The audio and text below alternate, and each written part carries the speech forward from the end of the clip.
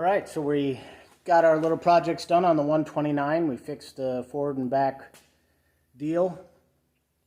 And we also put those hooks on the bucket. So now we're on to the 122 with my grader that I made. Box blade, grader, whatever you want to call it, for my gravel driveway, which works okay. I've got this bracket on the top for weight. And when I made this, I kind of loosely designed it after the tiller, which is held up with chains. I don't know if you can see that. So the difference being on the tiller, if you hit a big stump or a big rock, you want that to come up so you don't break the tines on your tiller. Lesson learned, because with the box blade or the grader, we don't want it to bounce up. So with my chains here, they do a good job of holding it, pulling it up and letting it down. But the problem is when you're grading the driveway, if these front pieces here aren't digging in well, then you hit a bump, this whole thing can still come up.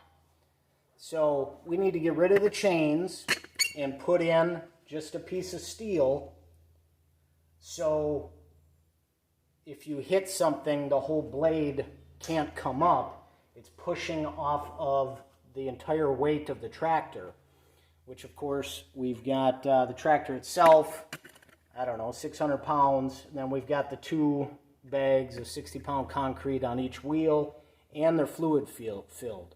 So each tire assembly weighs about 100 pounds. And then we just had these weights sitting around the house. Obviously, I don't use them. Oh, it's hurtful. So we just got some more added weight back there, and then plus the weight of the rider.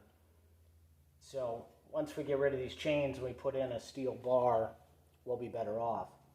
So the plan is to run, I got my scrap pieces here.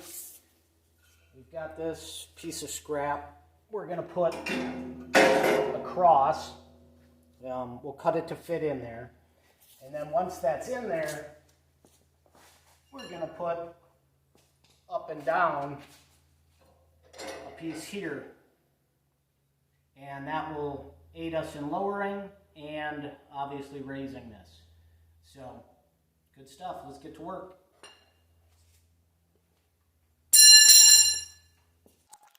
Well, as I work away here, getting that cross bracing, that green piece of steel you can see, getting the measurements for that, getting it cut, and then we'll get that set into place.